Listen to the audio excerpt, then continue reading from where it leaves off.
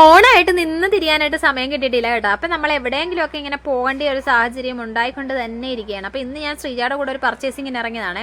എനിക്കും കുറച്ച് സാധനങ്ങളൊക്കെ വാങ്ങിക്കാനുണ്ടായിരുന്നു. അപ്പം ഞങ്ങൾ ശ്രീജയുമായിട്ട് ഞാൻ നേരെ പോയത് SM-ലേക്കാണ്.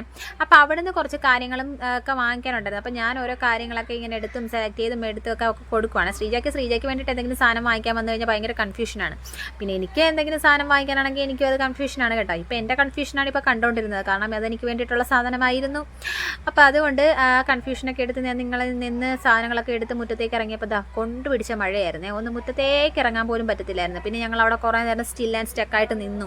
അപ്പോൾ ഈ മഴ ഇങ്ങനെ വീണുകൊണ്ടിരിക്കുകയാണ്. അതാണെങ്കിൽ കുറയുന്നുമില്ല. ഓണത്തിൻ്റെ ഇടയ്ക്ക് ഒരു പുട്ട് കച്ചവടം എന്ന് പറയുന്ന പോലെയാണ് ഈ മഴ ഇങ്ങോട്ട് വന്നത്.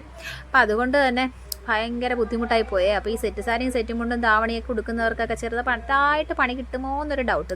ഞാൻ തന്നെ കണ്ടില്ലേ, ഭയങ്കര വെറൈറ്റി ആയിട്ടൊക്കെ ഉള്ള ഡ്രസ്സൊക്കെ ഇട്ടുകൊണ്ട് ഇറങ്ങിയതാണ്. മഴയത്ത് നനഞ്ഞ് നാറിപ്പോയി ഗൈസ്.